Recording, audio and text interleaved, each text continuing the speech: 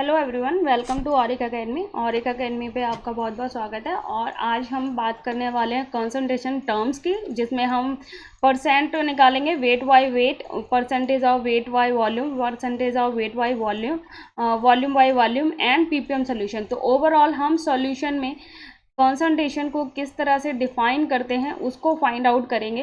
ठीक है, तो बहुत सारे आपने कॉन्सेंट्रेटेड सॉल्यूशन सुने होंगे कि वो बनाने होते हैं। तो कभी आपने सुना होगा कि सॉल्यूशन पीपीएम में है, या परसेंटेज सॉल्यूशन है, इन वॉल्यूम बाय वॉल्यूम है, या वेट बाय वॉल्यूम है। तो उसको हम कैसे डिफाइन करते हैं या कैसे हम कैलकुलेट करते हैं, तो उसकी स्टडी करेंगे। तो चलो स्टार्ट करते हैं। तो फर्स्ट इज हमारा मास परसेंटेज।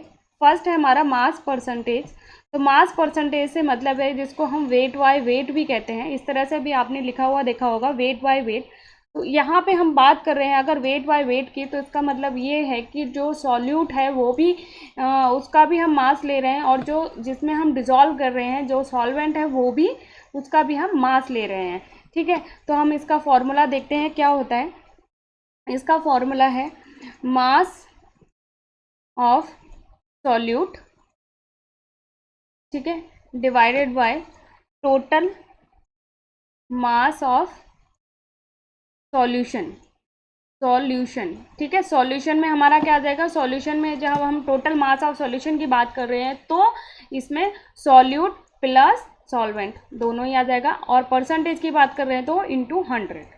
ठीक है, क्लियर। एक एग्जाम्पल लेके समझ लेते हैं। जैसे सपोज आपका 10% ग्लूकोज सोल्यूशन बनाना है, आपको ग्लूकोज का सोल्यूशन बनाना है इन वाटर। ठीक है, एंड लिखा है कि बाय मास बनाना है, बाय मास बनाना है। तो इसके लिए हम क्या करेंगे, 10 ग्राम हम ग्लूकोज ले लेंगे, 10 ग्राम हम ग्लूकोज लेंगे, और प्लस 90 ग्राम हम वाटर ले लेंगे, प्लस 90 ग्राम हम वाटर लेंगे। और टोटल जो हमारा मास हो जाएगा सॉल्यूशन का, ठीक है, टोटल मास ऑफ सॉल्यूशन कितना हो जाएगा, 100 ग्राम। तो इससे हमारा मास परसेंटेज निकल आएगा वेट बाय वेट से। ठीक है, सेकंड हम लेते हैं, सेकंड हम कैलकुलेट करते हैं क्या, वॉल्यूम परसेंटेज। वॉल्यूम परसेंटेज, ठीक है, जिसको हम weight sorry volume by volume से शो करते हैं। ठीक है, तो वॉल्यूम बाय वॉल्यूम, तो इसमें इसका क्या मतलब है कि जो हमारा सॉल्यूट है उसका भी हमने वॉल्यूम लिया है, वॉल्यूम ऑफ सॉल्यूट। ठीक है, और जो हमारा सॉल्यूशन है यानी उसका भी हमारे पास में क्या है, वॉल्यूम है। तो टोटल वॉल्यूम ऑफ सॉल्यूशन, ठीक है, सॉल्यूशन, और परसेंटेज है तो ऑब्वियसली 100 आ जाएगा।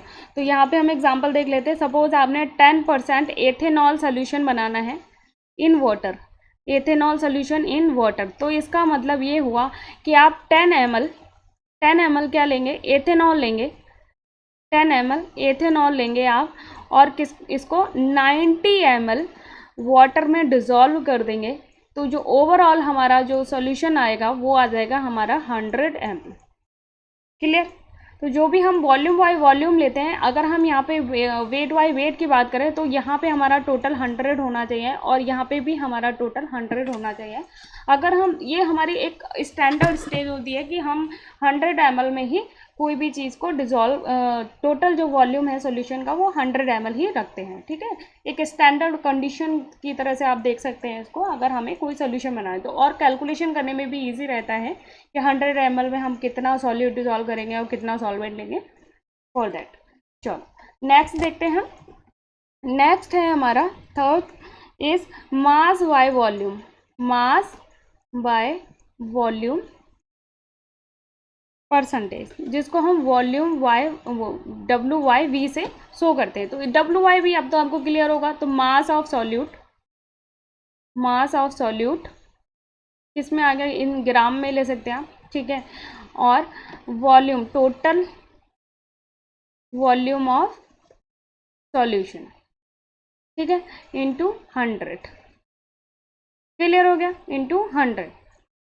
ओके, तो यहाँ से हम ये देख सकते हैं, सपोज आपको 5% NaCl सोल्यूशन बनाना है, NaCl सोल्यूशन इन वाटर।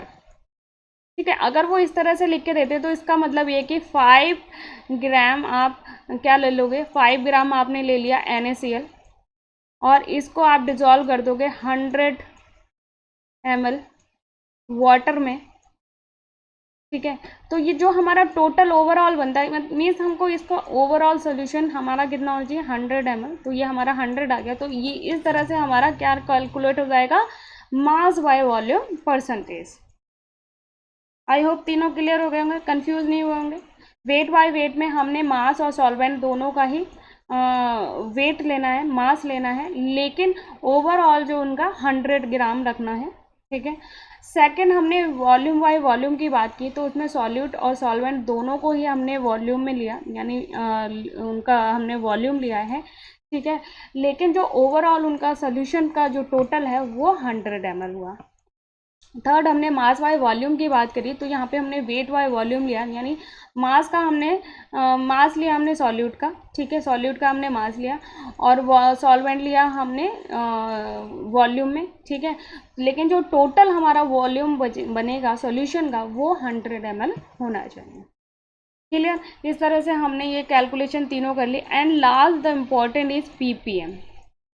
तो पीपीएम सॉल्यूशन आपने सुने होंगे, बेसिकली इनको हम आपने सुना होगा कि हम फाइंड आउट करते हैं कि वाटर में कितनी कंसंट्रेशन जो है वो कितने कंसंट्रेटेड उसमें इम्प्योरिटीज़ हैं, या डाई है तो वो कितने कंसंट्रेशन में है, मीन्स उसको हम पीपीएम में कैलकुलेट करते हैं। हजार्डस चीज़ों को हम उसमें पीपीएम में कैलकुलेट करते हैं। तो पीपीएम सॉल्यूशन भी दो तरह से बनते हैं, वॉल्यूम बाय वॉल्यूम, ठीक है, एंड वेट बाय वॉल्यूम से, वॉल्यूम बाय वॉल्यूम और वेट बाय वॉल्यूम से, ठीक है। लेकिन आपने यहाँ पे देखा कि अगर हम उनकी बात कर रहे हैं, अगर हम मास बाय वॉल्यूम की बात करें या वॉल्यूम बाय वॉल्यूम की बात करें, तो उसमें सॉल्यूट डिवाइडेड बाय सॉल्यूशन, ठीक है, डिवाइडेड बाय सॉल्यूशन इनटू 100 हो रहा है। लेकिन यहाँ पे हम बात करेंगे तो यहाँ पे इनटू 100 ना होकर क्या हो जाएगा, इनटू 10 की पावर 6, इंटू 10 की पावर 6, यानी पार्ट्स पर मिलियन।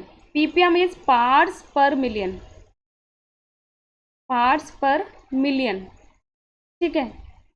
पर मिलियन की बात करें तो ऑब्वियसली 10 की पावर 6 से इसका मल्टीप्लाई हो जाएगा, ठीक है। तो सॉल्यूट अगर हम वॉल्यूम बाय वॉल्यूम ले रहे हैं तो solute obviously volume of solute in ml divided by total solution in ml into 10 की पावर 6, ठीक है। इस तरह से volume by volume PPM solution बन जाएगा। And mass of solute in gram, ठीक है, and total solution, total volume of solution, volume of solution in ml into 10 की पावर 6, ठीक है। तो इस तरह से हम पीपीएम सॉल्यूशन बनाते हैं। तो देखा आपने कितना इजी है इनको कैलकुलेट करना, ठीक है। नॉर्मेलिटी, मोलैरिटी, मोलैलिटी, ठीक है, स्टैचू और लिमिटिंग रीजन, और इनके बारे में मैंने ऑलरेडी बनाई हुई है वीडियो। तो अगर आपको ये वीडियो पसंद आई हो तो आप इन वीडियो के साथ साथ उन वीडियोस को भी देख सकते हैं, जिससे आपको मोलैरिटी, नॉर्मेलिटी और मोलैलिटी में जो भी आपका, या मोल फ्रैक्शन में जो भी आपके डाउट हैं वो क्लियर हो जाएं, ठीक है। तो लिमिटिंग फैक्टर्स की भी वीडियो बनी हुई है, जिसके लिंक्स आपको डिस्क्रिप्शन बॉक्स में मिल जाएंगे। और अगर आपको वीडियो पसंद आई हो तो अपने फ्रेंड्स के साथ शेयर करना बिल्कुल भी ना भूलें, और वीडियो को लाइक करना भी ना भूलें। तो मिलते हैं नेक्स्ट वीडियो में। Till then take care, bye bye.